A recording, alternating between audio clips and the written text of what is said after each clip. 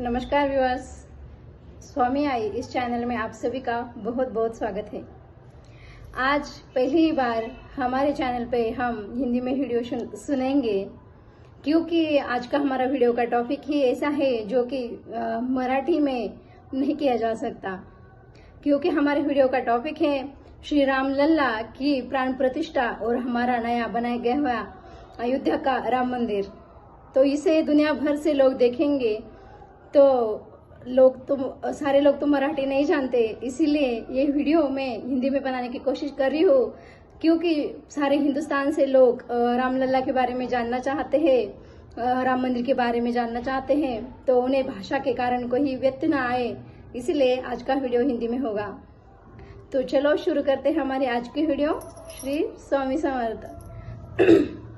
जैसे कि आप सभी जानते हैं कि हमारे राम लल्ला का मंदिर बनकर अयोध्या में तैयार है। वैसे तो कहा जा रहा है कि मंदिर का काम अभी भी बाकी है, लेकिन मंदिर जो 3 मंजिला है उसमें जो गर्भगृह है, जहां पर राम लल्ला की नूतन मूर्ति मतलब बालपन की मूर्ति का प्राण प्रतिष्ठान किया जाएगा, वह बनकर तैयार है। और आने वाली 22 तारीख को मतलब पौष शुक्ल द्वादशी सावंत 2080 सोमवार दिनांक 22 जनवरी 2024 के दिन श्री प्रभु श्री रामचंद्र जी की प्राण प्रतिष्ठा की जाएंगी।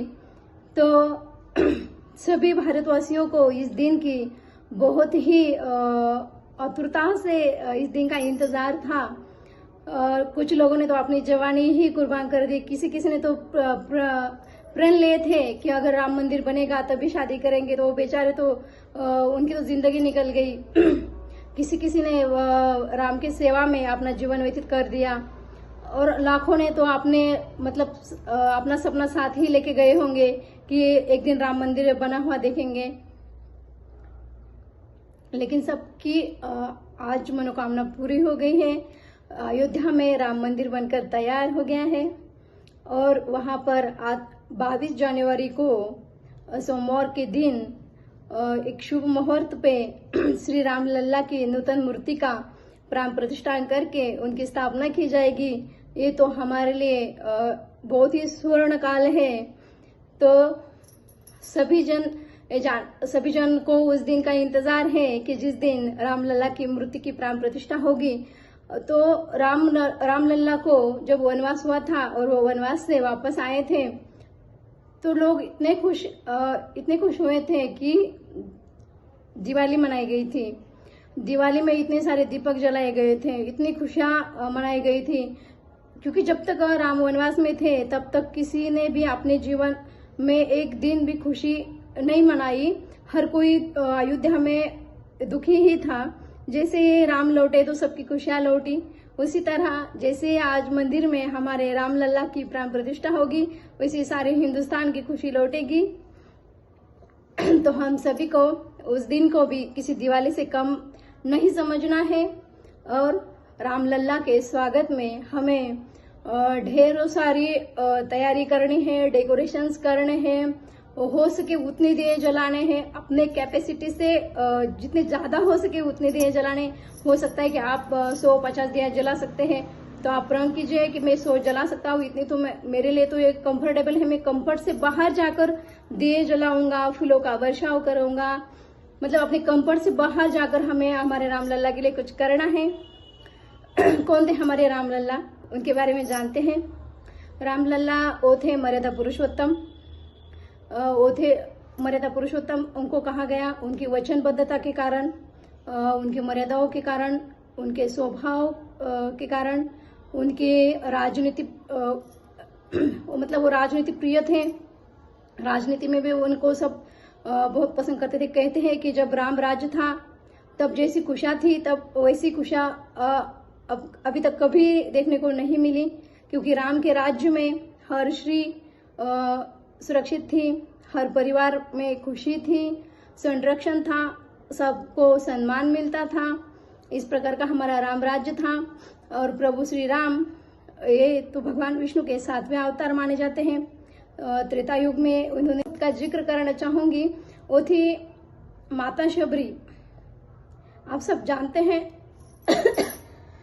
जानते हैं कि माता शबरी ने भगवान राम का कितने वर्षों तक इंतजार किया, जबकि वो जानती भी नहीं थी कि श्री राम कब आएंगे, लेकिन वो इतना जरूर जानती थी कि एक दिन राम जरूर आएंगे।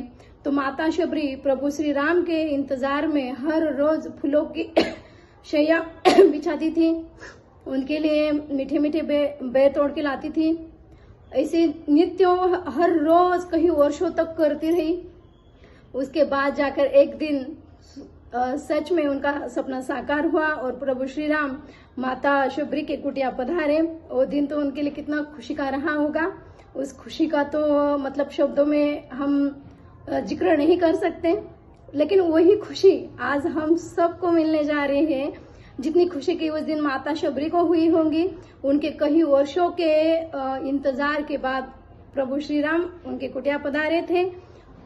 देखिए वो कैसी भक्त थी, जबकि उन्हें पता नहीं था कि श्री राम कब आएंगे, लेकिन एक दिन राम जरूर आएंगे। इस विश्वास में वो हर रोज राम के लिए फूलों का रास्ता बनाती थी, फूलों से रास्ता सजाती थी, उनके लिए बेर तोड़ के लाती थी।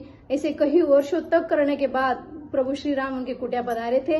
वैसे तो हम सब जानते हैं कि 22 जनवरी को हमारे रामलला की प्राण प्रतिष्ठा होनी है। रामलला को उनका अपना खुद का इतना अच्छा घर मिलने जा रहा है, जो कि हम सब जानते हैं कि राम मंदिर बहुत सालों तक विवादित रहा। इसमें कहीं के जाने भी चली गई, बहुत सारे मतभेद भी हुए। इन सब के बावजूद बोलते हैं ना, अंत भला तो सब भला। बहुत सारे संघर्षों के बाद रामलला को आज उनका मंदिर मिल गया है, जो कि रामलला की जन्मभूमि है, जहाँ की रामलला के नन्हे नन्हे से पैर पड़े थे, वो दौड़े होंगे, खेले होंगे। इस पावन भूमि में आज उनके लिए इतना अच्छा मंदिर बनाया गया है। उनकी प्राण प्रतिष्ठा होने जा रही है। हम मुहूर्त जानते हैं, दिन जानते हैं, बस उसी समय उसी दिन के लिए हमें रामलला के स्वागत की तैयारियां बहुत मन से करनी है, दिल से करनी है। जबकि माता शबरी तो जानते भी नहीं थे कि श्री राम कब आएंगे, बस इतना जानते थे कि आएंगे। तो कई वर्षों तक उन्होंने उनके इंतजार में इतना सब किया, तो हमें जरूर एक दिन के लिए तो इतना सब करना ही है। मैं आशा करती हूँ कि हर कोई तो अयोध्या उसी दिन नहीं जा पाएगा। जो भी नहीं जा पाएगा वो अपने गांव में किसी केंद्र में, किसी मंदिर में रामलला के प्राण प्रतिष्ठा का कार्यक्रम का आयोजन करें। गांवों में मतलब वो बोलते हैं ना कि आंगन में बड़ी बड़ी रंगोलियां बनाए, भगवान की मतलब डिंडियां निकाले, उसमें फूलों का रास्ता बनाए, और शाम के समय सब घरों में लाखों करोड़ों दियों की रोशनी होनी चाहिए कि दिवाली से भी बढ़ के दिवाली लगनी चाहिए। इस कदर हमें श्री राम प्रभु का आगमन की तैयारी करनी है। आशा करते हैं कि आप सब जरूर ये करेंगे, बहुत दिल से करेंगे। और 11 से 11:30 के समय सुबह में हमें किसी मंदिर में इस कार्यक्रम का आयोजन करके 11 से 1:30 बजे तक हमें राम भगवान का कीर्तन भजन करना है। उसमें हमें श्री राम जय जय राम इस महामंत्र का 108 बार जाप करना है। हमें हनुमान चालीसा पढ़नी है, सुंदरकांड पढ़ना है, भीम रूपी स्तोत्र का पठन करना है। राम रक्षा से आपका आत्मविश्वास बढ़ता है, किसी भी प्रकार का भय हो तो उसका निवारण हो जाता है। और हनुमान चालीसा का महत्व तो हर कोई जानता है कि जीवन में चाहे कितने भी संकट हो, उसका तो अंत होना ही निश्चित है। इतनी सारी सेवाएं उस दिन 11 से 1:30 बजे के समय में आप सब जरूर करें। और किसी भी हिंदू हो, मुस्लिम हो या कोई भी हो, किसी के भी घर में रामलला के स्वागत में कमी नहीं होनी चाहिए, क्योंकि हमारा संविधान बताता है कि सर्वधर्म समभाव और बंधुता को दर्शाता है हमारा संविधान।